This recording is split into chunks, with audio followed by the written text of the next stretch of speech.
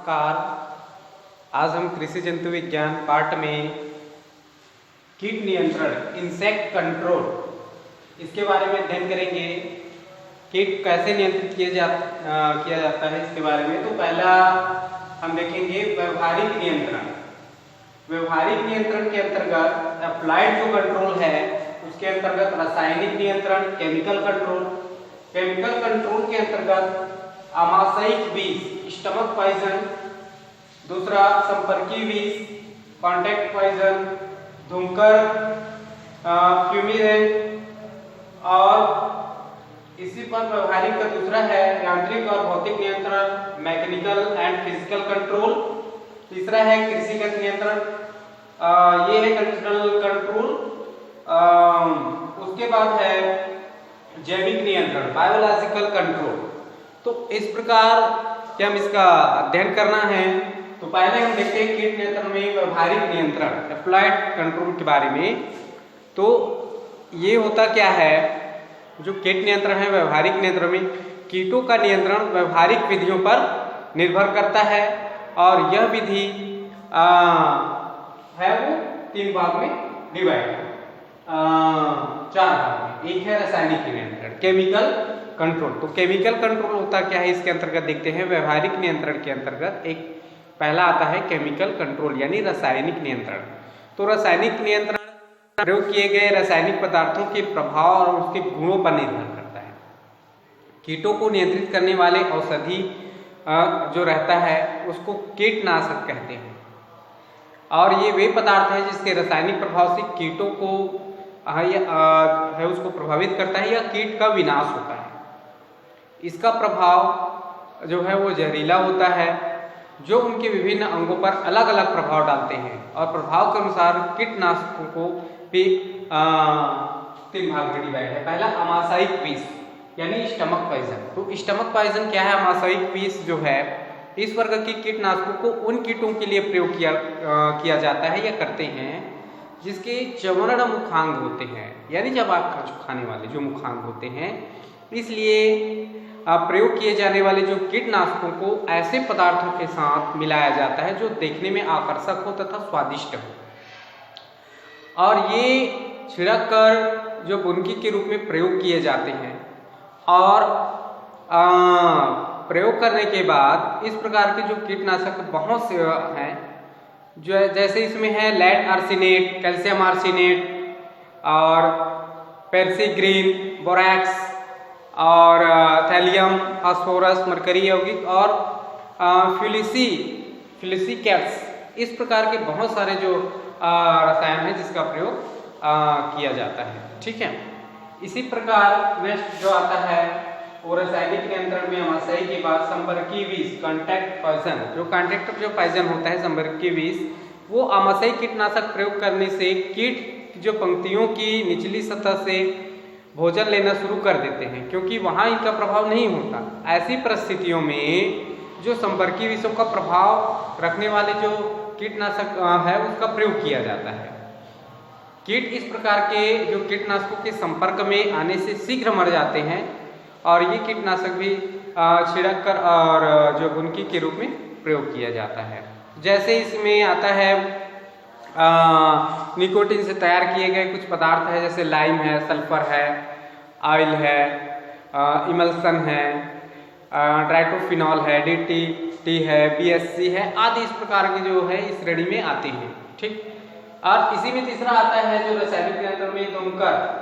तो धूमकर जो है वो क्या होता है कि धूमकर अधिकतर गैस के रूप में प्रयुक्त किए जाते हैं। ज्यादातर जो बंद कमरे में प्रयोग करने से उनका पूर्ण प्रभाव होता है। धूमकर जो कीटनाशक है सभी प्रकार के कीटों के लिए प्रयोग किए जाते हैं। ये अनाज और मिट्टियों में प्रयोग किए जाने वाले हैं, जैसे हाइड्रोजन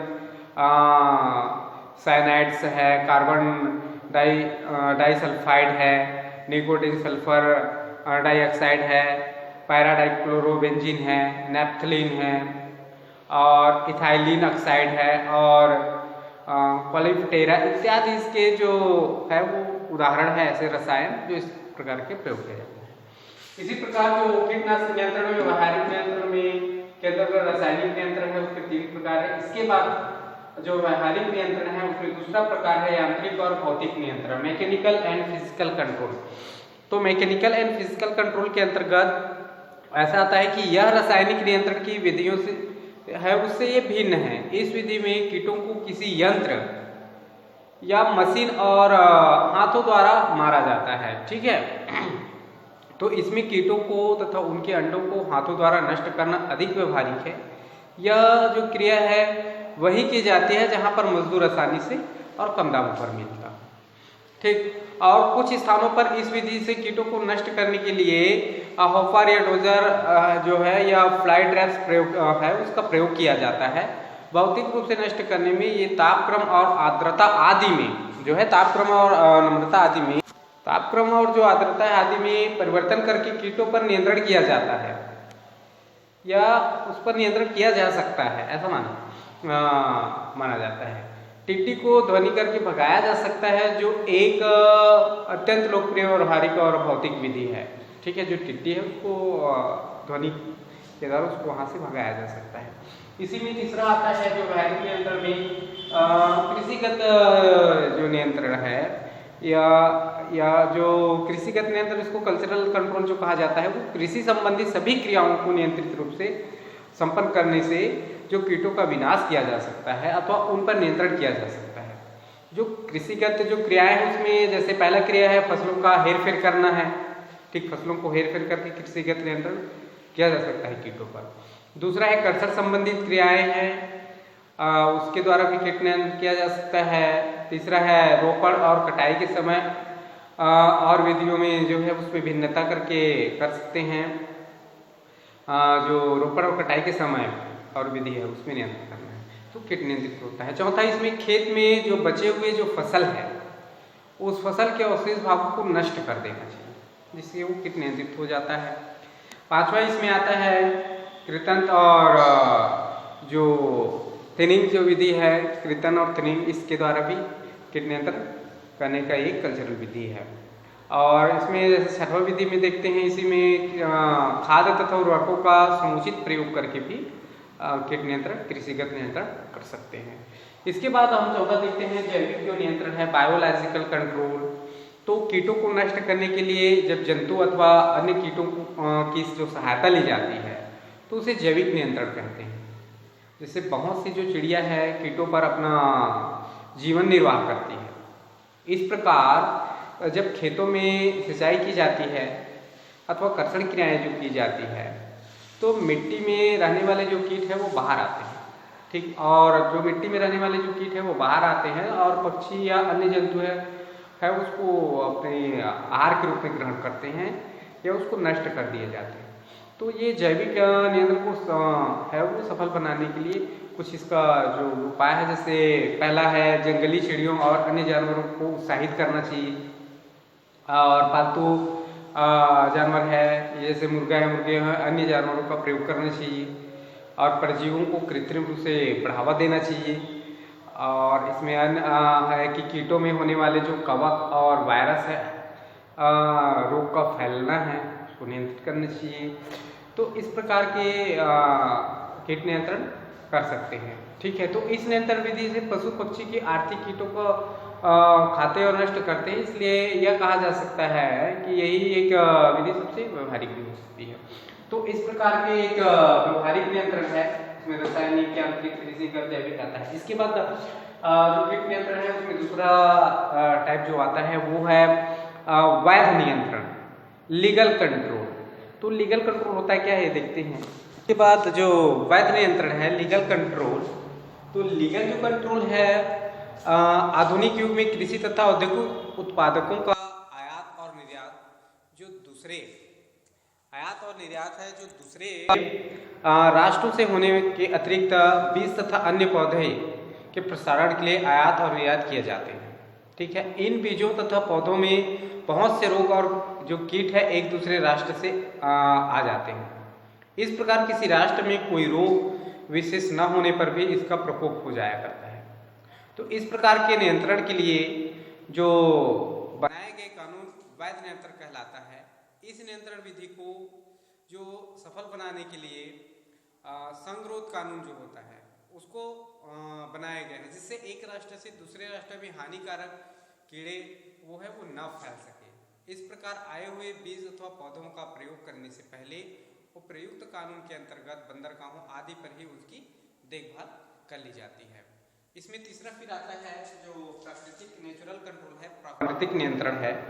उसमें इस प्रकार कीटों को नियंत्रित करने में मनुष्य को किसी प्रकार के उपाय नहीं करने पड़ते, बल्कि प्रकृति के प्रकोप से नष्ट होते रहते हैं। ये प्रकोप जलवायु संबंधित कारक या स्थानाकृतिक परजीवी है, या स्थानाकृतिक जो है ये परजीवी है, और कीट रोग जो होते हैं वो इस प्रकार के अंतर्गत आते हैं। इसी प्रकार नेक्स्ट जो आता है सांस्कृतिक जो नियंत्रण है, कल्चरल कंट्रोल जो होता है कीटों पर, वो इसमें कीटों के जो प्राकृतिक आवास एवं प्रजनन स्थानों को कम करने के लिए जलाशयों का समुचित रखरखाव, निरर्थक घास फूस एवं अन्य झाड़ों की सफाई, गंदे जल की उपयुक्त निकासी आदि का प्रबंध किया जाता है, जिसके कारण वहाँ पर कीट नहीं पनपते नहीं हैं और वो नियंत्रित हो जाता है। फिर पांचवा आता है इसमें वैज्ञानिक जो नियंत्रण है, साइंटिफिक कंट्रोल जो होता है कीटों पर, वो इसके अंतर्गत खेतों में जो स्वस्थ व रोग प्रतिरोधी बीजों का उपयोग करना चाहिए, खाद व सिंचाई का प्रबंध अच्छे से होने चाहिए, बोने व काटने में जो उपयुक्त समय आदि का जो निर्धारण है वो करना चाहिए, तथा फसलों के हेर फेर जो होता है, क्रॉप जो रोटेशन होता है, उस विधि को अपनानी चाहिए और अपनाते भी हैं, ताकि हानिकारक कीटों का खेतों में वो अधिक प्रकोप ना हो या वहाँ पर ना पनप सके। ठीक है, तो इस प्रकार कीट का नियंत्रण करते हैं। नेक्स्ट क्लास में हम देखेंगे कीटों से लाभ। तो कीटों से होने वाले लाभ के लिए आज इतना ही। Thank you.